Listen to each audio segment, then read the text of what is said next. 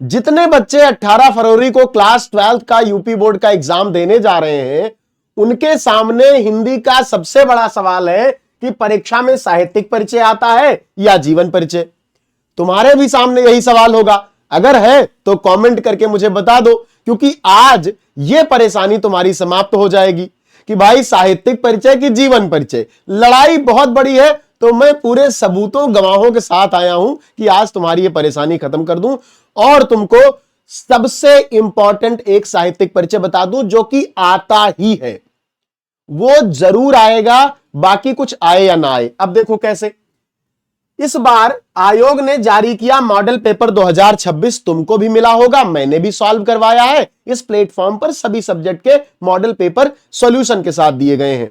और UP board में जितने भी बच्चे पढ़ाई करते हैं, आपको एकमात्र UP board Hindi medium Vidyakul का प्लेटफॉर्म ऐसा है जहां से हिंदी की लिखित कॉपी पूरे मॉडल पेपर की मिली है। और जिनको नहीं मिली वो जाओ UP board Hindi medium Vidyakul Telegram channel पे देखो, मैंने पूरी कॉपी व्यवस्थित रूप से लिख के तुमको भेजी है कि कैसे तुमको पेपर करना है। खैर, ये तो हुई एक बात। हमें बात करनी है उस बात पर जो कि तुम्हारा सबसे बड़ा सवाल है। तो मैं यहां पे लाल रंग ले लेता हूं क्योंकि सफेद पे अच्छा दिखता है। ठीक, अब देखो ये 5वां प्रश्न, जरा ध्यान से देखना। आज के बाद ये सवाल कमेंट सेक्शन में पूछना मत, इसीलिए गवाह सबूत सब लाया हूं। पाठ्यक्रम में निर्धारित लेखकों का साहित्यिक परिचय एवं कृतियां। शब्द सीमा 80 शब्द। नंबर 5 लेखक। और 5वें का ख, पाठ्यक्रम में निर्धारित कवियों का साहित्यिक परिचय एवं कृतियां। स्पष्ट हो गया। शैक्षिक सत्र 2025-26। सर ये पेपर कहां से डाउनलोड किए? ये पेपर डाउनलोड किया upmsp.edu.in से। ये उत्तर प्रदेश माध्यमिक शिक्षा परिषद की ऑफिशियल वेबसाइट है। उन्होंने मॉडल पेपर खुद बनाया कि ऐसा तुम्हारा पेपर आएगा। तो अब आज से इसकी चिंता समाप्त कर देना। तो तुम्हारा आएगा साहित्यिक परिचय। अब एक सबसे इंपॉर्टेंट साहित्यिक परिचय मैं आज तुमको बताने वाला हूं बेटा, और वो है वासुदेव शरण अग्रवाल का। एक बात जान लो, पहला कवि और पहला लेखक, यानी पहला जो तुम्हारा चैप्टर है, ठीक है, पहला पाठ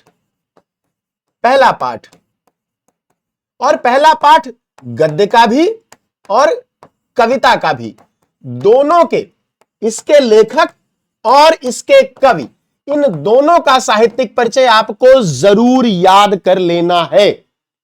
गद्य में पहला चैप्टर राष्ट्र का स्वरूप है, तो इंपॉर्टेंट है वासुदेव शरण अग्रवाल। पिछले 5 सालों का पेपर उठा के देख लो। और ऐसे ही काव्य में पहला चैप्टर पवन दूतिका है, उसके कवि हैं अयोध्या सिंह उपाध्याय हरिऔध। तो इन दोनों का तो भैया मस्ट है, याद करना जरूरी है। और इसको देख लो कैसे लिखना है। शब्द सीमा आपकी 80 शब्द। अब कहोगे गुरुजी 80 शब्द कहां से लेके आए? भैया तुम्हारे इसी मॉडल पेपर में यहां पर शब्द सीमा अधिकतम 80 शब्द लिखा है। कुछ लोग 4-4 पन्ने का जीवन परिचय तुमको लिखा दे रहे हैं। बच्चों, इसीलिए सबूतों के साथ आना पड़ता है। तुमको पढ़ाओ भी और समझाओ भी, ठीक। और मिलेंगे नंबर कितने? 5। तो आ जाओ देख लेते हैं।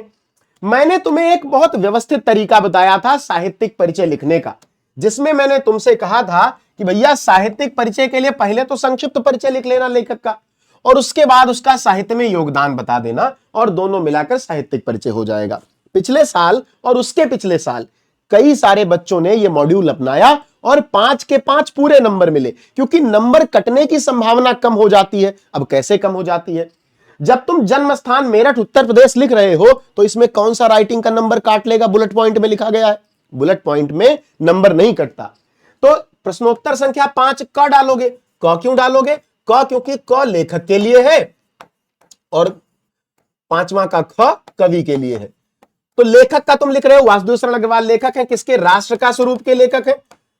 तो अब इसका तुम क्या करोगे? बेटा, इसका तुम सबसे पहले बुलेट पॉइंट में संक्षिप्त परिचय लिख लोगे। जन्मस्थान मेरठ उत्तर प्रदेश, जन्म एवं मृत्यु 7 अगस्त 1904, 27 जुलाई 1967, पिता श्री विष्णु अग्रवाल, माता श्रीमती सीता देवी अग्रवाल, शिक्षा लखनऊ विश्वविद्यालय से एमए, पीएचडी और डीलिट, शैली विचारात्मक, गवेषणात्मक, व्याख्यात्मक, भाषा विषयानुकूल, प्रौढ़ और परिमार्जित, प्रमुख रचनाएं पृथ्वी पुत्र, भारत की एकता, कल्पवृक्ष, माता भूमि और वाग्धारा। अच्छा गुरुजी ये याद नहीं होता, करना क्या है, 3-4 ठो तुम्हारे इंपॉर्टेंट साहित्यिक परिचय है, वो सब मैं बता दूंगा एक एक करके, बढ़िया से 2-2 मिनट लगेगा सबको समझने में, सब जान लेंगे। तुमको एक मॉड्यूल बना लेना है कि रोज सुबह उठकर 5 से 15 मिनट का समय इनको रिवाइज करने में लगना है। अभी मैं तुम्हारे सामने पढ़ूं तो 30 सेकंड लगेगा इसको पढ़ने में, 5 से 15 मिनट में 4 बार रिवाइज हो जाएगा और 20 ठो रिवाइज हो जाएगा। आराम से कर लोगे तैयारी, हाँ कि ना भाई, कमेंट करके बताओ। और चैनल को लाइक सब्सक्राइब भी कर लो, क्योंकि अब एग्जाम आ गए हैं, 18 फरवरी को एग्जाम है, बहुत दूर नहीं है 18 फरवरी। हर दिन सुबह उठ करके लिख लिया करो अपने कॉपी में कि 18 फरवरी युद्ध का दिन, क्योंकि उस दिन से लड़ाई शुरू हो जाएगी। अब इस बार तो तुमको पता है कि 2-2 दिन का समय मिला है। चलिए अब हम देखते हैं कि साहित्यिक योगदान कैसे लिखते हैं, साहित्य में योगदान, क्या योगदान दिया इन्होंने साहित्य में। दूसरे पेज पर तुम लिख दोगे कि भारतीय संस्कृति, पुरातत्व और प्राचीन इतिहास के ज्ञाता होने के कारण डॉक्टर अग्रवाल के मन में भारतीय संस्कृति को वैज्ञानिक और अनुसंधान की दृष्टि से प्रकाश में लाने की इच्छा थी। एक तो इतिहास साहित्यकार थे, दूसरा इतिहास भी समझते थे, और साहित्य और इतिहास का मिलन हो जाए तो अद्भुत है भाई। इतिहास क्या है, पुरानी चीज, और साहित्य क्या है, जो पहले लोगों ने लिखा है, तो दोनों का गठजोड़ बहुत खूबसूरत होता है। अतः इन्होंने उत्कृष्ट कोटि के अनुसंधानात्मक निबंधों की रचना की थी। निबंध के अतिरिक्त इन्होंने संस्कृत, पाली, प्राकृत के अनेक ग्रंथों का संपादन किया। भारतीय साहित्य और संस्कृति के गंभीर अध्येता के रूप में इनका नाम देश के विद्वानों में अग्रणी है। इन्होंने वैदिक साहित्य, दर्शन, पुराण और महाभारत पर अनेक गवेषणात्मक लेख लिखे। इनके निबंधों में भारतीय संस्कृति का उदात्त रूप व्यक्त हुआ है। इनके कथन प्रामाणिक हैं और इनकी शैली में आत्मविश्वास की झलक मिलती है।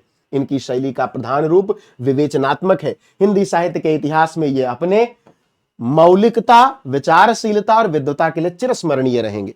अच्छा, अब ये तो तुम्हारा हो गया साहित्यिक परिचय पूरा, जो कि मैंने तुमको बता दिया कि पेपर में यही आता है। अब ये सवाल तुम किसी और से मत पूछना, क्योंकि तुम्हारे ऋषि सर ने तुमको बता दिया है।